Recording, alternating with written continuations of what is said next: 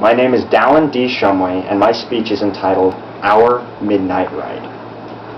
In late 1774, an Englishman by the name of Thomas Paine stepped off a ship in Philadelphia, Pennsylvania. He came to America to leave England and a broken past behind him. Less than 2 years after arriving in the American colonies, he would become a key role player in the American movement for independence. On January 10, 1776, a pamphlet was published entitled Common Sense. Written by Paine, it quickly rose in popularity. Almost 6 months later, in late June of that year, Thomas Jefferson presented the Continental Congress with a draft of his Declaration of Independence. After heated debate, the Declaration was passed, breaking off all ties between America and her mother country of Great Britain. And much thanks was owed to Thomas Paine, for common sense had worked over those 6 months to change the hearts of many an American colonist, so that the majority of Americans wished to see all ties across the Atlantic Ocean be severed. Paine had a remarkable power with the pen. He wrote in a simple yet persuasive manner that was easily understood by his fellow colonists. The spirit of Thomas Paine is seen everywhere around us today. We see it in the form of freedom marches on the 4th of July, at the speeches of the gatherings of Tea Partiers, and in the conversations had on conservative talk radio shows. Through these actions, citizens try to emphasize the importance of unalienable rights and of upholding the Constitution. And perhaps even more familiar to us are the conversations had over dinner tables with family and friends, in break rooms with coworkers, and in the comment boxes on internet pages where we discuss our fears about a crumbling economy, a massive debt crisis, and our president's so-called executive orders. Often these discussions center on frustration, even anger towards the lawmakers at our nation's head. Rather than the men and women we currently have, we wish for men who emulate Thomas Paine and his contemporaries, who we call the Founding Fathers. I speak of the men who gave of their money to support the American troops, who led the Continental Army, such as Robert Morris and George Washington, and those who garnered support from other nations, such as Benjamin Franklin, Thomas Jefferson, and John Adams.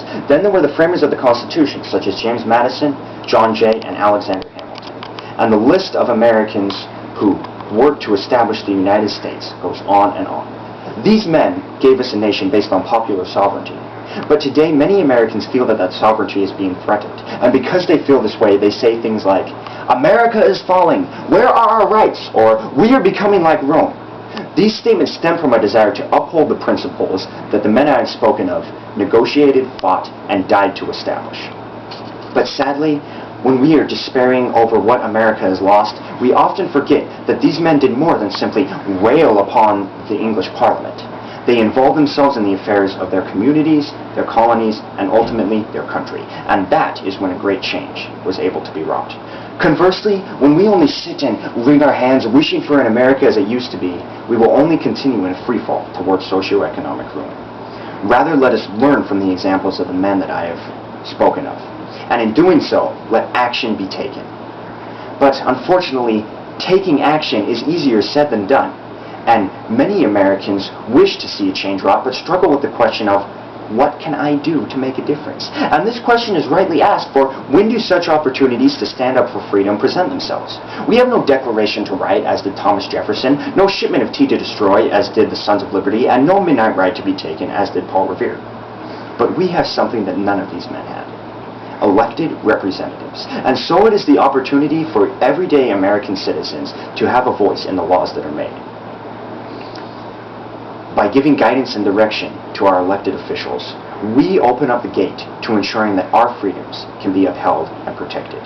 And such communication comes in many forms and exists on all levels of government, be it through your city council, state representatives, or national representatives, and comes perhaps in the form of petitions, letters, emails, or phone calls.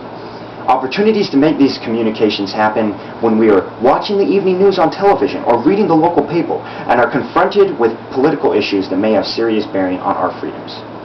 Times like these, when we must communicate with our elected representatives, are our own midnight rides. Now is the time for us to take back the American dream that is ours. Let us cease to only wring our hands and speak against our elected officials. Rather, let us educate ourselves about the political issues that faced us so that we may give guidance and direction to our leaders. Let us take back the American dream by doing as was done by the men who gave us that dream. This is our midnight rain. Thank you.